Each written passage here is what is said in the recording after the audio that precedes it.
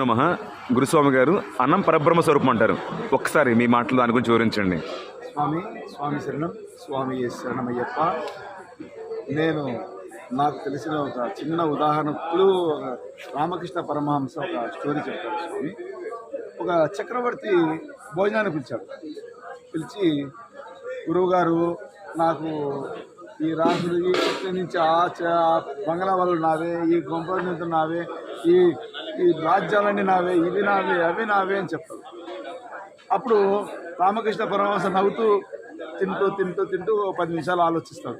మాయలంగా story చెప్తాను, ఏముంటారు నా రాజ్యంలో నా ఇన్ని రాజ్యాలు ఉన్నాయి, నా అవి సంపాదించిన ఇవి ఉన్నాయి, అవి ఉన్నాయి, ఇవి ఉన్నాయి అని చెప్తాడు. అప్పుడు రామకృష్ణ పరమహంస గారు ఒక చిన్న క్లూ ఇస్తాడు.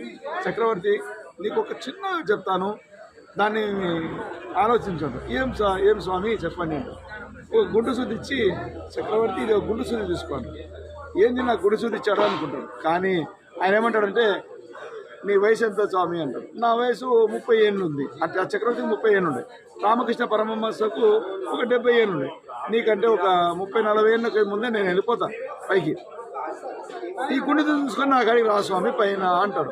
అదెట్టయితే స్వామి, నేను తేలేను కదా అంటాడు. అంటే అప్పుడు అంటాడు, ఏమి తేలేని వానివి, ఎందుకు నీది నాది అది నాది ఇది నాది అంటున్నావు, ఎందుకు నీది అది నీదే ఇది నీదే, కానీ ఈ గుండె సుది కూడా పైకి తేలేను.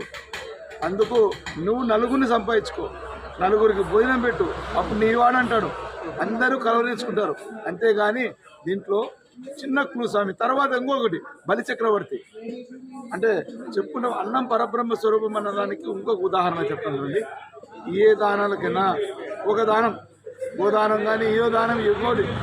ఒక భక్తునికి ఒక భక్తుడు ఏం చేస్తాడు, ఒకసారికి వచ్చి, స్వామి నాకేమి ఇవ్వాలనుకుంటావు అంటే, నువ్వు ఏం చేయాలనుకుంటున్నావు అంటే, అన్నదానం చేయండి. అన్నదానం ఎందుకు స్వామి అని అడుగుతాడు.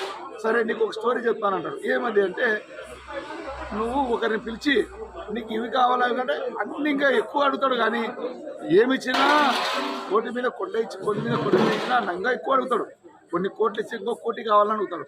కానీ భోంచేసినప్పుడు చాలు అనేది ఒక అన్నదానానికి. అందుకే అన్నదానం మిన్నా అంటారు. ఏ దానం చేయకపోయినా నలుగురు భోజనం పెట్టడం వల్ల వాళ్ళ కుటుంబాలకు ఆయుర ఆరోగ్యాలు, అష్టైశ్వర్యాలు, సకల భోగ్యాలు కలిగిస్తాడు. కాబట్టి అయ్యప్ప కూడా మాల వేసుకున్నాం, అన్నదాన ప్రభువులం అంటారు. కాబట్టి ఒక నలుగురికి మాల వేసుకున్నాక ఒక నలుగురిని చేయగడగండి అని గురుస్వాములు కానీ అందరూ చెప్తారు. కాబట్టి ప్రతి ఒక్కరూ అన్నదానంలో పాల్గొని ఒక నలుగురు సేవ చేసి 5 మందికి వాళ్ళు మాలకు అయ్యప్ప కృపా కటాక్షలు భోగభాగ్యాలు